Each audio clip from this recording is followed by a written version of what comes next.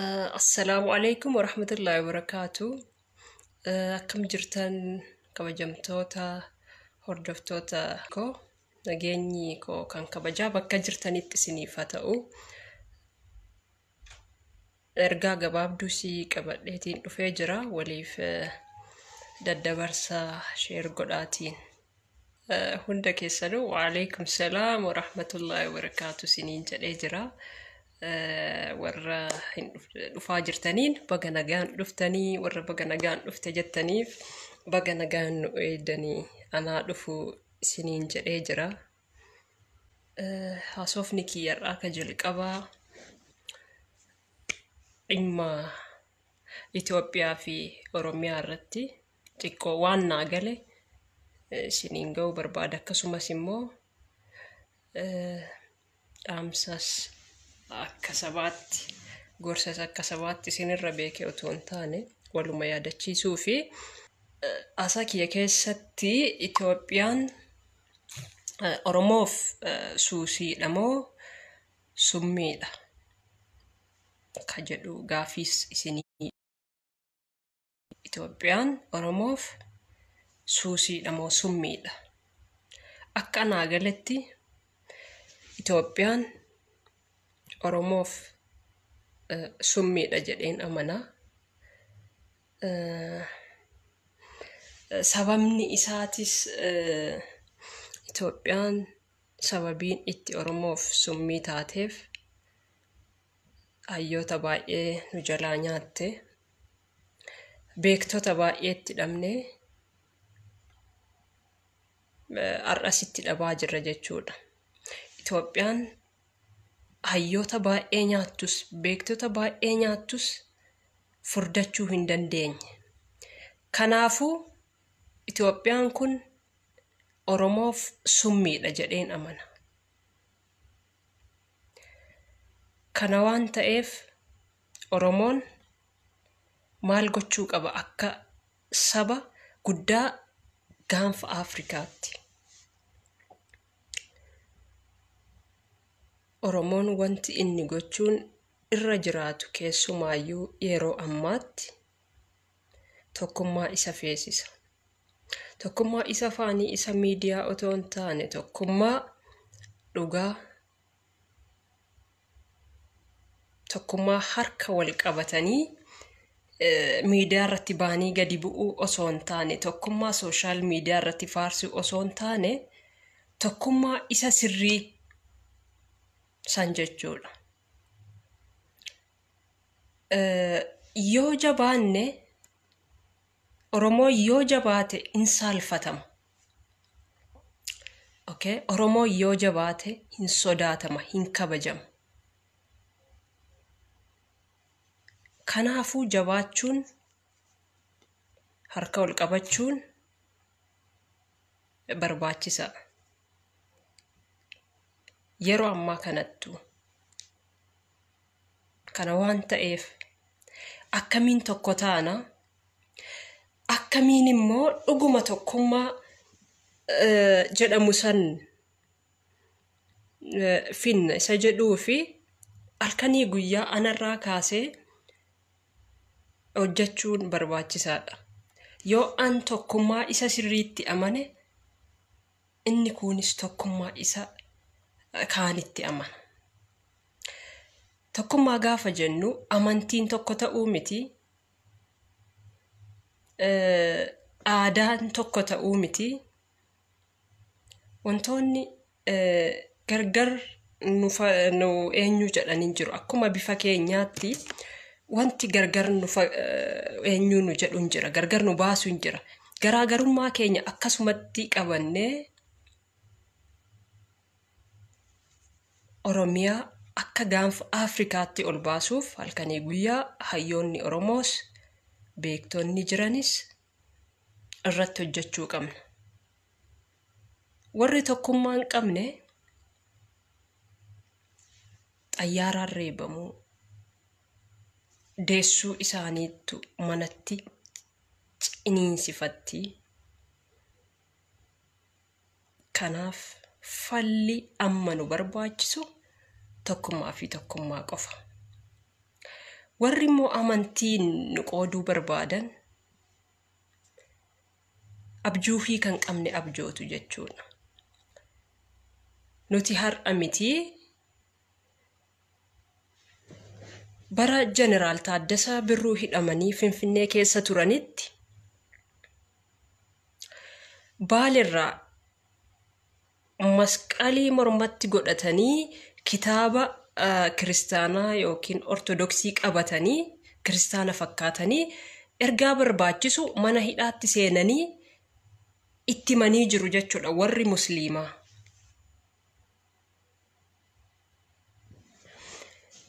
Kanaaf sanirraa fakkeenya fudhachuu dandeenyan waa'ee tokkummaa baay'ee nu rakkisu kan biraa hooggansi yeroo ammaa Oromoo kutaaf amantiin lagaan qoodee bulchuu barbaadu hooggansa abjuu kan qabne abjootaa jiru. Kanaafu akka Oromootti wanti nurraa eegamu tokko tahuudha. Dubbanneerra amma duras dubbadheera warri ana duraas dubbatanii jiru. Otoo gaafa Wallaggaa fi Gujii komaandi poostii itti labsanii maqaa waraana Abaawoo Shaneetiin lafarraa ilmaan isaanii duguugan Oromoon hundi birmatee har'a kun hundi dhufu. Waa hundumti isaa dabaree eeggatee dhufuun hin hafu. Mootummaa fi harmi yeroo isaa eeggatee numa kufa jedha Oromoon. Kanaaf sirni amma keessa jirru wal nun shakkisiisu sirna abbaa irreeti. Nugusaa fi mootummaan garaagarummaa qaba uummata Oromoo. Nugusa jechuun kan dirqamaan si bitee of jalatti si bulchu jechuudha. Mootummaa jechuun uummata kan uummanni jedheen kan bulu jechuudha. Dr. Abiyyi gaafuma ol baan ani nugusaa ofiin jedhan haati koo ati nugusa torbaffaa taata. Gaafa nuun jedhan dubbiin nuu galuu qaba ture. Nuti amma sirna nugusaatiin bulaa jirra. Sirna nugusaa jalaa baanee sirna dimokiraasii ta'e ijaarrannee Oromoon akka Oromootti wanti jiraachuu wanti nu dhoorku hin jiru. Kan nu barbaachisu tokkummaa fi murannoo qofa.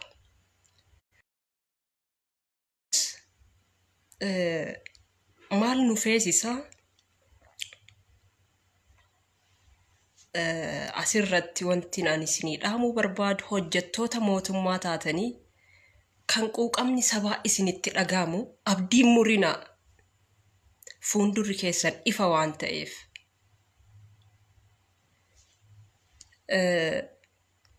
Isintu hojii guddaas hojjetaa jira gara keessaa teessanii waan gaarii hojjechaa jirtu sabboontota taatanii mootummaa waliin warri hojjechaa jirtan dhiibbaan hammamuu isinirra ga'u san hunda dandamattanii abdii akka murre saba keessaniif ammas waan isinii danda'ame hojjedhaa.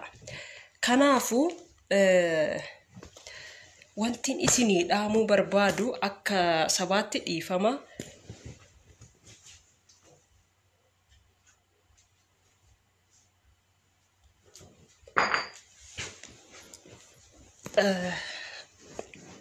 Dhiifama.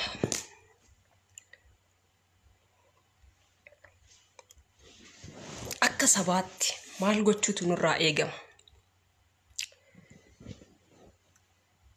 Nuti saba guddaadha. Saba gaanfa Afrikaatti iyyuu sodaatamu. Garuu Oromiyaa keessatti of bilisoomsinee mirga ofiin of bulchuu dhabnee Baardaar irraa ajajni nutti kenname Oromiyaan akkasiin bulaa jirti jechuudha. Waan Baardaar irratti murtaa'etu Oromiyaa irratti hojii irra oola jechuudha. Waanjoo kana ofirraatii gatuu qabna. Waan tokko si yaadachiisa. Waan hayyuun keenya tokko dubbate isin yaadachiisa.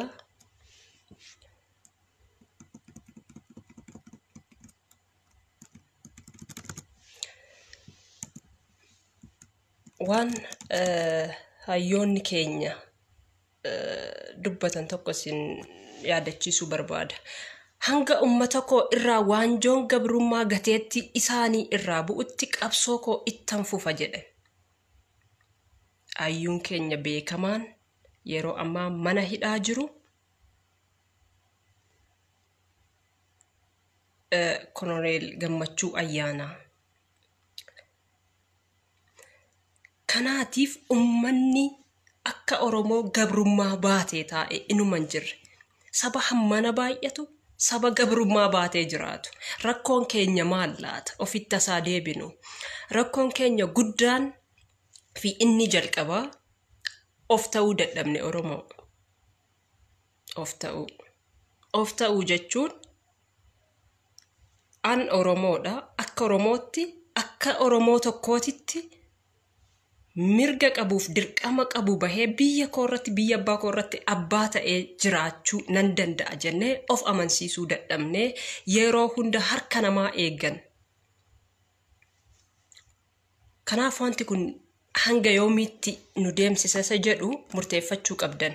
Warroonni amma of duratti ilaalaa jirtan gama biltsiginnaa keessaayis hedduun isaanii ari'amaa jiru. Argaa jirtan. Yeroo kamuu caalaa yeroon itti hiree ofii keenyaa murteeffannu amma. Kana hin beeytan jedhee osoo hin taane isin yaadachiisuuf jedheeti. Kan biraa warra Amaaraa warra argitanii nafxanyaa kanaaf ergaan an dabarsu tokko ni jira. Maal yoo jettan Oromoo Koloneel Gammachuu Ayyaanaa maal jedhe isinitti fakkaate? Oromoon firan qabu jedhe gaafa waa itti galan. Dhugaa isaati firan qabnu. Otoo fira qabaannee gaafa Hasaasa irratti magaalaa Hasaasaatti maaltu ta'ame? Godina Arsii Lixaa magaalaa Hasaasaatti abbaa haadha ilmoo ajjeesan. Namni nu birmaten jiru. Namni abbaa kanaa jedhee miidiyaan tokkos nuun gabaafne. Wanti sun soba akkan jenneef qabatamaan dhaynee arginee jirra. Argitanii gaafa galtee nuti firan qabnu Oromoo. Miidiyamas bahee nu gabaasun qabu. Miidiyaan OBN inni biyya keessa jiru kun maqaa Oromootiin dhaabatee maal gabaasaa ture? Waa'ee nama 11 mooraa eessaa keessa Keeniyaa keessatti dhumanii waa'ee Alshabaabii waa'ee maarree haasa'a. Isa biyya isaa keessatti dhumaa jiru guyyaa tokko gabaaseen beeku. Hangar'aatti dhalli Oromoo sirna Minilik lammaffaa kana keessatti du'ee sharaan maramee gatamaa jira. Hamma manatti dhufee si ajjeesutti eeddama Oromoo. Maal akka ati eegdu nuuf hin galle. Kanaafuu qabsoon jalqabaa mana kee irraa ka'a. Qabsoon jalqabaa mana kee qulqulleessi. Gaafa kana siin jedhu nama ajjeesi, nama buqqisi jechuu koo miti. Dhugaa jirtu walitti himna. Dhugaa jirtuun waliin jiraanna jechuu. An dhugaan kiyya hammana, dhugaan keetis hammana, daangaan kee kana daangaan kiyya kana natti hin darbin sitti hin darbuudha dhugaan jirtu. Malee akkuma barbaadde sirra deemanii akkuma barbaadde dhiitamaa buliin jaarraa kana keessatti warri kun itti dhagahamu badeedhuma malee nuti fudhannee hin teenyu. Kana booda mootummaa Abiyyirraa an abdii hin qabu, duras hin qabu. Warri abdiirra keewwattanii taa'aa turtan. Kan biraa Oromoo Tuulamaatiif dhaamsi ani qabu. Oromoo Tuulamaatiif ani Oromoodha. Kan itti dhaladhe Sikkoo Mandu. Okay? maal jetti isinitti fakkaate nafxanyaan? ሸዋ በአማርነቱ አይደራደርም ጀዱ ሸዋ በአማርነቱ አይደራደርም ጋፍ አርሲን አኖሌራ ምንልኪን አሪኤ ፈርደገችሲ ሰጀዱ ሸዋት ገሌ ወሪ ሸዋኩን ምንልክ ዶስኬ ባሰ ጀቹድ እኒሱን ሴና ደርበ አረገሩ ሴና ብራ ወጀቹን ድርቀመዳ ዋማሌ ሚቲ ሸዋ በአማርነቱ አይደራደርም እኒ ጀደሜ ረታስ አማጅሩ tokkona dhiifama naa godha amantii kamiyyuu qeequufi miti amantaa biyya kana keessa jiru nan jaalladha nan kabajas haa ta'u shawaa yookiin immoo ummata keenya kan tuulamaa kana sababiin akkas jechuu danda'aniif tokkoffaa alaabaa minilik akka waan rabbi samiirraa buusetti harka kaanii jiranii hanga bataskaana keessaatti jira alaabaa minilik jecha Itoophiyaa jettu kitaaba ortodoksii kana wal bira waaqni nuu kenne jedhu warri nafxanyaa inni shawaa keenyas isuma kana amanee fudhate gaafa kana siriin jedhu ijoolleen shawaa yookiin tuulamni hundi keessan kana fudhattaniirtu jechuu koo miti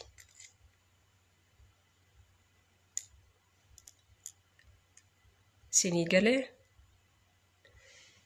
gaafa nuti dhadhee ummata kanatti buunu amantii keetu qaajiranuun jedhanii immoo nutti garagalchu obbolaama keenya kanaaf ummanni tuulamaa kun dammaquu danda'u qabaata amantaan kan saati biyyi immoo kan walii keenyaati oromummaanis kan walii keenyaati kanaan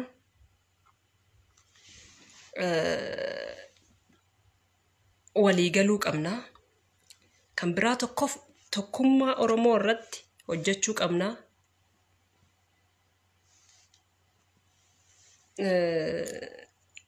tokkummaa oromoo eessarraatii jalqabuu qabnaa ofirraa jalqabuu qabna siniin jedhee jira kan lammataa paartilee siyaasaa amma ala jiran jechuun warra mana hidhaan jirreen alatti Dr. Mararaan jiru Jaal Daawud Ibsaa faa jiru warri kunis yoo jiraatanii tokkummaan maal akka ta'e fakkeenya ummataa ta'aati ummatatti agarsiisa kan biraa hidhamuu hooggantoota oromoo hundaa otoo addan baasiin Dr. Shuggut Galataa jedhee Dr. Konoreel Gammachuu Ayyaanaa Abdii Raggaasaa dabalatee kanneen akka yaasoo kabbadaa fa'a arras irran deebi'a maqaan isaaniiyyuu dhaamaan jiru jechuudha jarri kun hindu'anii hinjiranii waan beeknu qabnu oromoo nama keessanii dhame kanas galmeeffadhaa akkuma jaalladhii gammadaachi buutee dhabamsiisuu danda'u amma ajandaa yaasoo kabbadaa badee jira eessa akka jiru hin beeknu kanaafuu duuka bu'aatii hordofaa nama keenya isa hidhaa jiru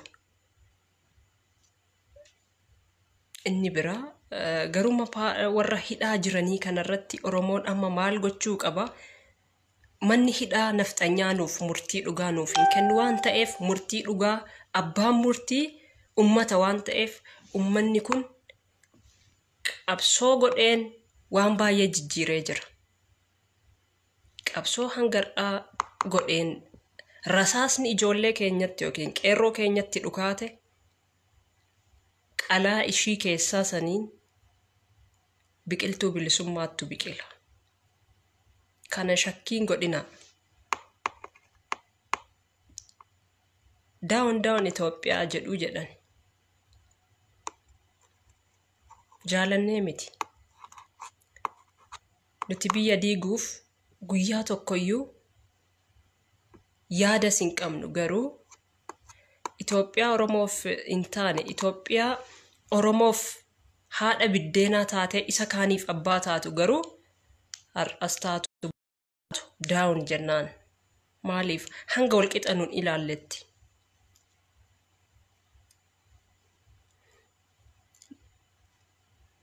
waa malee manni aaru jedhe Oromoon. Waa malee miti Oromoon abdii kutee kan akkas jedheefi.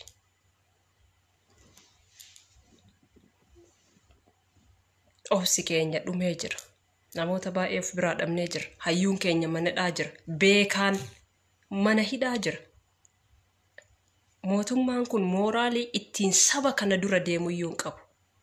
Mooraalii waa'ee haadha isaa nutti farsa, waa'ee dubartii nutti farsa mootummaan, waa'ee haadha dhugaa Rabbii kabaja takka hin qabu akka inni hin argine immoo qabatamaan nutti agarsiisee jira. Okay? Arginee jira. Haadha rasaasaan dha'ee ajjeesaa jira guyyaa hadhaa waraanni Dr. Abiy Ahmed. Kanaafi kabaja takka Oromoof akka hin qabne arginee jira. Kabaja takka haadholiif akka hin qabne ifatti nutti agarsiisee jira. Kana caalaa dhufee hamma manaa gadi nu fuudhanii manatti nu ajjeesanitti ummanni kun taa'ee eeggachuu hin qabu, waan danda'een mormuu qaba.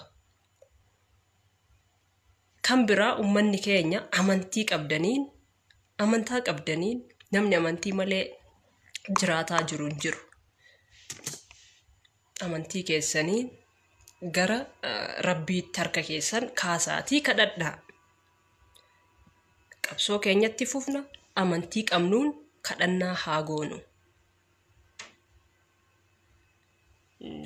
Kan biraa waan hedduu na gaddisiise ammas kan na keessaa baduu didee yeroo hunda irra deddeebiidhaan mataa na naannessu maalinni gocha dheengadda magaala Shaashamannee irratti godhame jedhamee miidiyaan buqqa'ee dhufee miidiyaan silas Oromoon miidiyaan qabu isinitti meera. Miidiyaan nafxanyaa bakka jiru sirbitoota isaanii warra argitanii warra taatota diraamaa isaanii hunda qabatanii gara magaala Shaashamannee deemanii fiilmii sobaa waraabanii ummata keenya addunyaa irratti akka waan ummanni keenya shororkeessaa ta'e ajjeesaa ta'etti gabaasaa turan.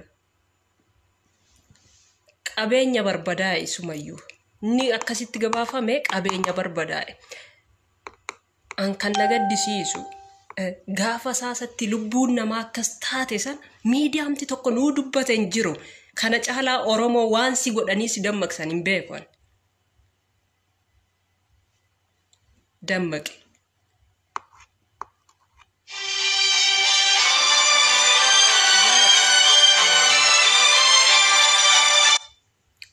Dhiifama.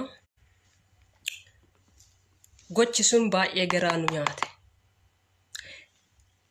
Akka isinii galutti isinitti hima. Oromiyaan lammaat samuu ነው ይሄንን የምናገረው። በቀደም ሻሸመኔ ላይ ለወደመው ንብረት ያልመጣ ሚዲያና ያልዘገበ ሚዲያ የለም።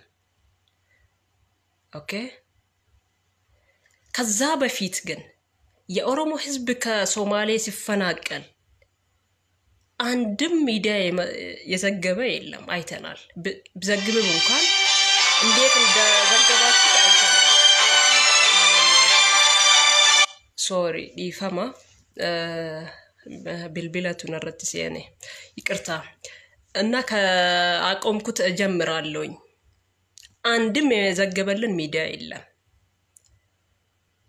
تاري إثيوبيا ونت يتوغانو لن يال أرمو حزب ينجرى الناتونا لن أنت النات يونتيون إثيوبيا نفلقاتم مكنياتهم بقدم حساسة لا النات أبات النا ليج يسوست ور ليج ستقدل ምንም አይነት ሚዲያ የዘገበ የለም። ያ ሰው የሞተው ሰው ኦሮሞ ባይሆን አማራ ቢሆን ዓለም ጉድ እያለ ነበር ያኔ። ኦኬ ሞር ደግሞ ይሄ የተገደለው ሰው ኦሮሞ ሆኖ የሸዋ ኦሮሞ ኦርቶዶክስ ቢሆን ኦሮሞ እንዲያደረገ ብላችሁ ነበር የምትዘግቡት። ስለዚህ እኛ ኢትዮጵያዊነት የቱጋ ነው? እኛስ ከናንተ ጋር በምን አይነትስ ነው የምንራመደው?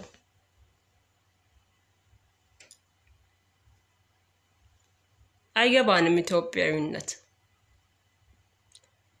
እኛ ኦሮሚያን ወደ ታች እየቀበረች ለራሷ ወደ ላይ የምታድግ ኢትዮጵያ አንፈልጋትም።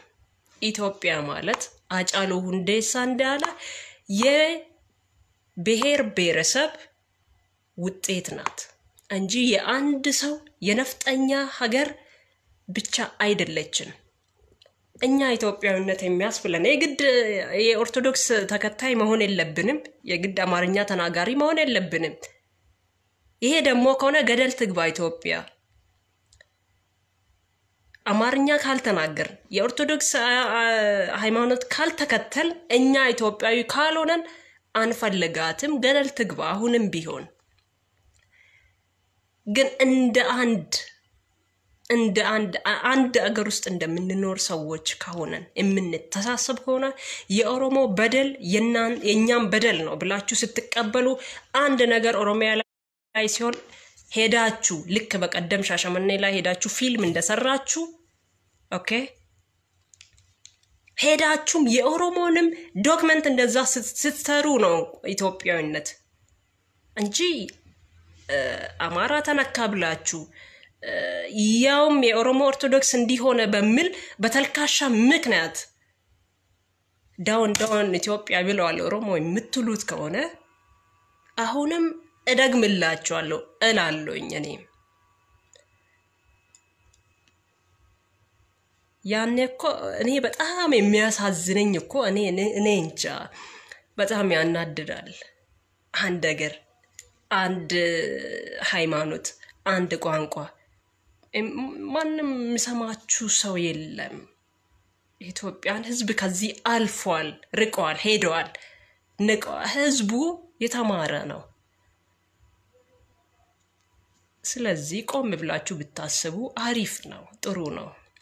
እኔ ከሁሉም ምገርመኝ የኦሮሞ ልጅ አስተውሳለሁ። የሆነ ጊዜ አዳማ በነበርኩበት ጊዜ ከባሌና ከወለጋ መተው ልጆች እዛ ስራ እየሰሩ ድንገት እንትን ይነሳል፣ ሰላማዊ ሰልፍ ነበርና እነዚህ ልጆች እዛ ውስጥ እየተሳተፉ ምንድነው የተባለው? ከሌላ ሀገር መተው ነው እዚህ የሚረብሹት አሉ።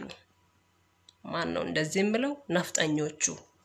ከየት ነው የመጡት? ከጎንደር ነው ወይስ ከጎጃም ነው የመጡት? እነዚህ ልጆች እኮ ከአንድ ቤታቸው ወደ ሌላኛው ክፍል ነው እንጂ የገቡት እንደናንተ ከግቢ ውጪ መተው ቤት ውስጥ አልገቡም። ይሄ መቼም ቢሆን አትዘንጉት። ከባሌ መጣ፣ ከየትም መጣ፣ ከወለጋም ከአምቦም ከሐረርም መጣ፣ አገሩ ነው፣ ቤቱ ነው። እንደፈለገ እየተዟዟረ መስራት ይችላል አይደለ? እሱ እናንተም ከየትም መጣችሁ እየሰራችሁባት ነው። አትርሱት ይሄንን። እኛ እናንተ መግፋት አንፈልግም፣ ግን እየገፋችሁ ነው። እንቀፋችሁ ስንላችሁ ትገማላችሁ። ወደዛ ሂዱልን የምትሉ ከሆነ ታዳሰኛ እንዴት ነው የምናቅፋችሁ? ገደል ግቡ።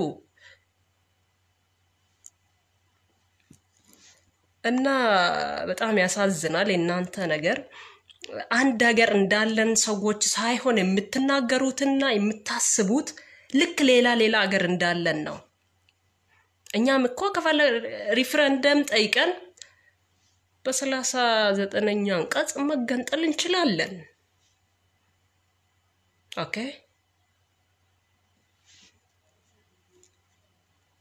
ስለዚህ እቺ ሀገር እንደሚወድ ሰው አታስመስሉ። አመጽ የምታነሱ ራሳችሁ ናችሁ። ብዙ ነገር እናቃለን። ኦኬ፣ ብዙ ነገር እናቃለን፣ ግን ከተናገርን እናልቃለን አለ። ኦሮሚያ ወይ ደግሞ እናንተ የምትሏት ኢትዮጵያ ሱስ ሳትሆን ለኦሮሞ ህዝብ መርዘነች። ደግምላችኋለሁ። ኢትዮጵያ የምትሏት ሀገር ኦሮሞ በውስጧ ሰላም ከሌለው ለናንተ ሱስ ልትሆን ትችላለች፣ ለኛ ግን መርዝ ነች። ያለ ምክንያት አይደለም እንዲህ ያልኩኝ ያለሁት። ብዙ ምሁራኖቻችን በልታብናለች፣ ቻጫሉንም በልታብናለች። እቺ ኢትዮጵያ የምትባለው ሀገር በምን በነፍጠኛ ስርዓት ውስጥ ማለት ነው ዛሬም ነገም አንረሳም ያው ስለ አኖሌና ጨለንቆ ያለ ምክንያት አይደለም እናነሳው ኦኬ ውሸት ታሪክ ሳይሆን እውነተኛው ነው እመለሳለሁኝ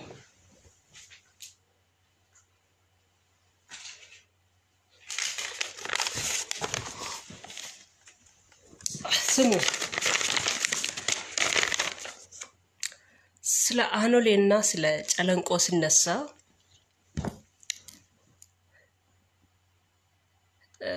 ያመናል ምክንያቱም የሀያቶቻችን እጅ የተቆረጠና ጡት የተቆረጠበት ቦታ ስለሆነ ማስተዋስም አንፈልግም ግን መታሰውሱን እናንተ ናችሁ እንዴት በሉኝ የምንልክን ቲሸርት ለብሳችሁ መልበስ ብቻ ሳይሆን ስርዓቱን ያራመዳችሁ በእኛ ውስጥ ስትሄዱ እኛ ደግሞ ያ ነገር ትዝልናል ኦኬ እኛ አይደለም ነገር ቆስቃሾች ራሳችሁ ናችሁ እንዬ ኢትዮጵያ የምትሉት ራሳችሁ ናችሁ ሲጀመር የኦሮሞ ህዝብ ሀገርን በእናት አይጠራም እንዬ የምትለው እናንተ ናችሁ የኦሮሞ ህዝብ ሀገሩን የሚጠራ በአባት ነው ቢያባኮ ይላል እንጂ የኦሮሞ ልጅ ቢያሃደኮ አይልም ሲጀመር ሀበሻ ማለት ራሱ የብዙ ነገር ጥርቅም ማለት ነው ሀበሻ ማለት የተለያዩ ነገር ጥርቅም ማለት ነው ስለምንልክ ደሞ ልንገራችሁ ምንልክ ዲቃላ ነው ኦኬ አባቱ ማን እንደሆነ አይታወቅም እናቱ ኢትዮጵያዊ ነች አባቱ ግን ማን እንደሆነ አይታወቅም ከዛ ነው ሀበሻ የምትባሉት እና ብዙ ጊዜ ሀበሻ ማለት የምንጠላው ትርጉሙ ስለገባን ነው ገብቶን የጠላ ነው እንጂ ሳይገባን አይደለም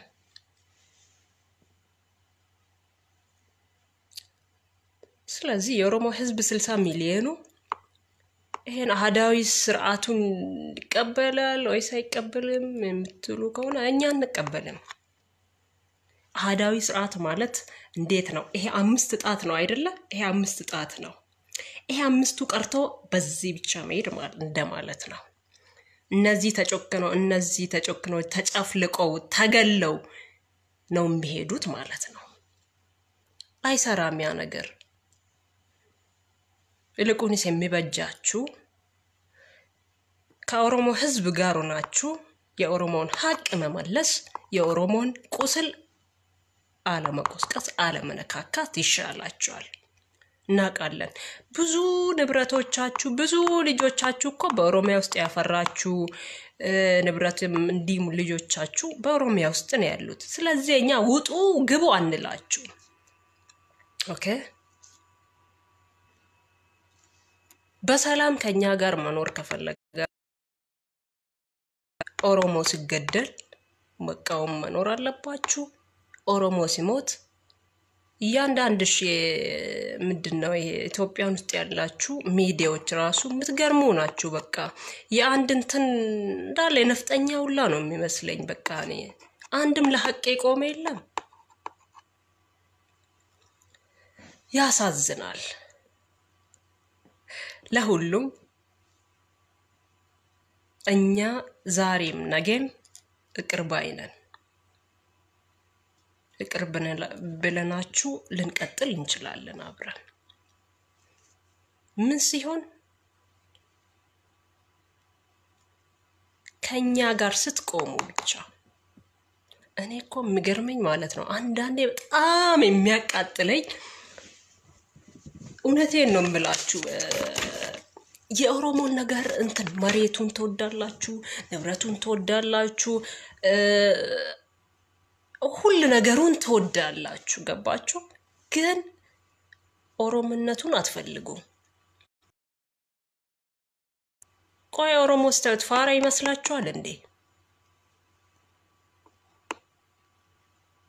እውነቴን ነው ብላችሁ እኔ አንዳንዴ በጣም ነው የምትገርሙኝ እንደ የኦሮሞ ወንድ እኮ እንደናንተ አለመሆኑ በገዳ ስርዓት ውስጥ ስላደገ ነው። የኦሮሞ ሴቶችም በገዳ ስርዓት ውስጥ ያደግንና እንዲሁም ቤተሰቦቻችን ያሳደጉን በገዳ ስርዓት ነው። አንተ እኮ ጋጣ ወጥ መሆን አንችልም፣ እኛ የአባ ገዳ ልጆች ነን። ይሄ ማለት ደግሞ ፋርነት አይደለም፣ ክብራችንን ጠብቀን የምንራመድ ሰዎች ነን። አንድ ጊዜ እኮ ከምገርማችሁ የኦሮሞ ወንዶች የነፍጠኛን ሴት አታግባ፣ እንዲሁም የኦሮሞ ቀሬ የነፍጠኛን ወንድ አታግቢ ያልኩበት ምክንያት ያለ ምክንያት አይደለም፣ ምክንያት አለኝ። ምክንያቱም ጥሩ ነገሮቻችን ንብረቶቻችን እየወደዳችሁ ማንነታችን ግን ትጠላላችሁ። ለዚህ ነገር መብቴው ከናንተ ጋራም አለመነካካት እንዲሁም በቃ እንደዚሁ ተከባብረው ተቻችለው መኖር እዛው ማለት ነው።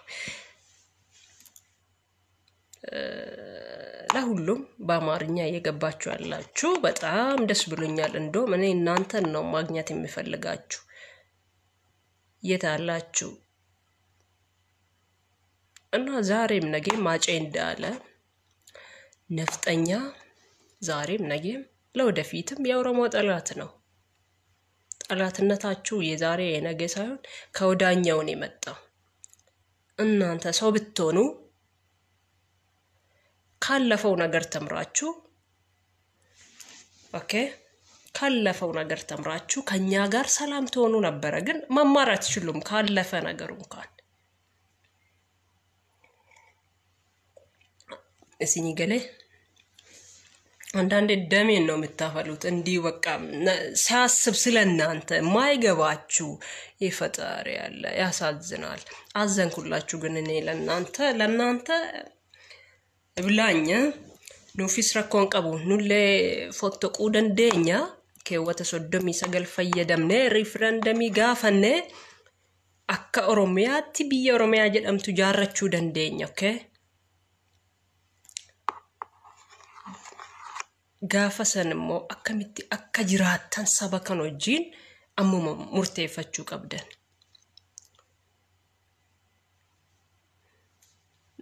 እና ብዙ አወራኝ መሰለኝ። ያው አንዳንድ ነገር ስሜታው ያደርጋል። አንድ ነገር አለን አንድ እንትንን ኢትዮጵያ ምንዬ ያላችሁ ልክ የአማራ ሰው ስነካና የኦርቶዶክስ ነገር ብቻ ስነካ ሚዲያ ሁሉ የሚያራግብ ሲሆን ያሳዝናል። በጣም ነው የሚያሳዝነው። እኔማ እናንተን የተፋውት የቱ ጋር እንደሆነ ታውቃላችሁ?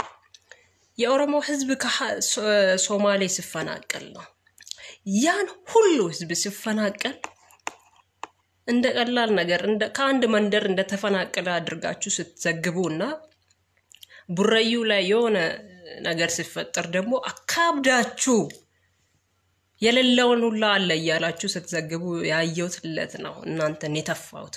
ዝቃጭም እንደሆናችሁ ያኔ ነው ያወቅኩት። ስለዚህ በጣም አዝኜባችኋለሁ። ብዙ ጓደኞቼም አላችሁ።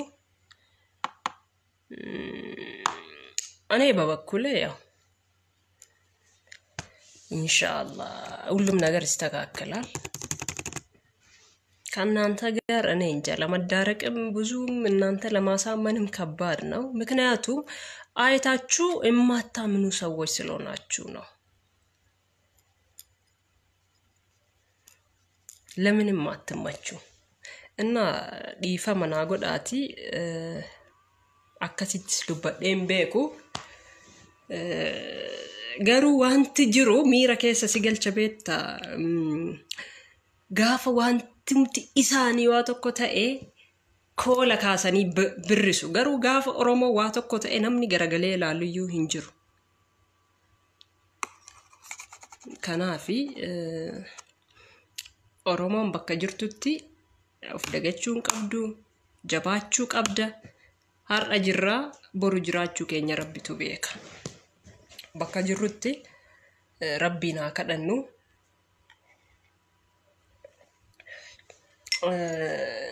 Akkasii Oromooti kan alaaf kan keessaas waan hordofaa turtaniif galatooma. Sirni nutti dhufe kun nurraati garagaluu qaba, amantaa jedhu qaba. Akkuma sirna Minilik maal godhe gaafa ummata Arsii cabsu Abbaa Jifaarii fi Shawaa kana qabatee ummata Arsii Harargee akkas gochaa ture. Kunis garagalcha isaa maal godhe ummata Arsii fi Harargee yeroo jalqabaatiif qabatee ture. Yaadattu yeroo ta'e.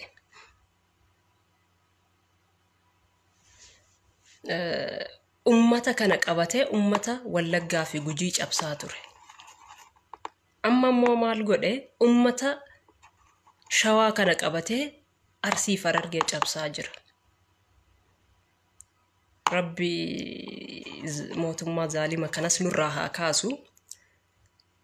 Ani sodaata akkas hin qabu. Maaliif jennaani dhugaama dubbachaa jira waan ta'eef ani hidhamusi du'usi yoo du'e annaa caaluun caalu isinii galee caaluun du'ee biyyeetti makame.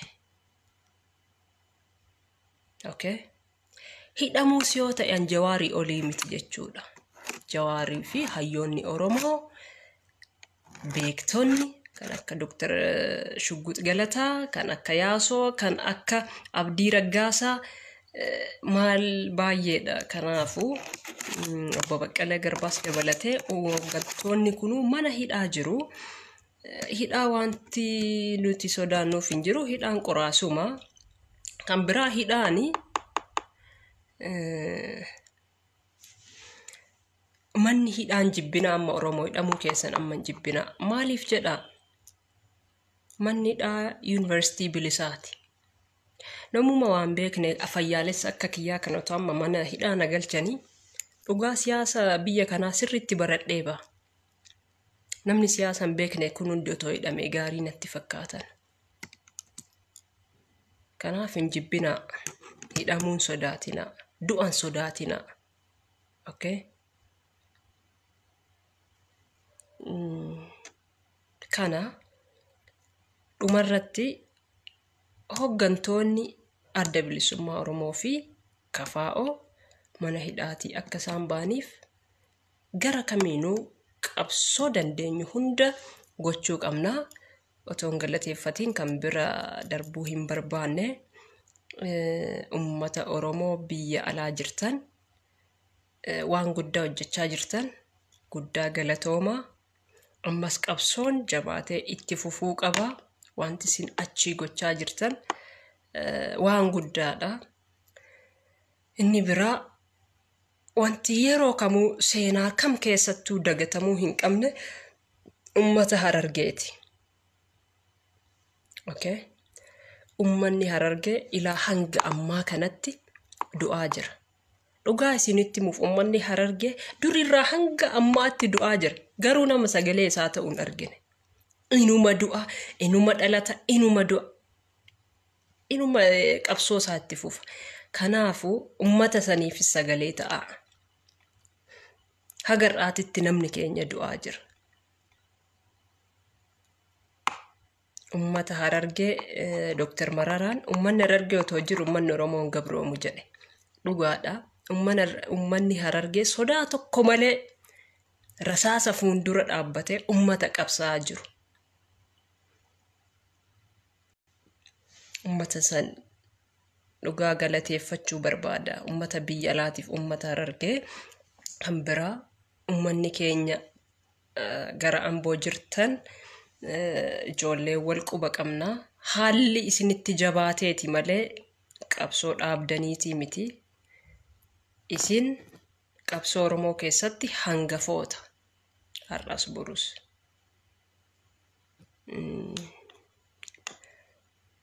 Galatooma isin hundumtuu qabsoo Oromoo godhaa jirtan keessatti jabaadhaa qabsoon itti fufuu qaba. Hooggantoonni keenya achi bahuu qaban.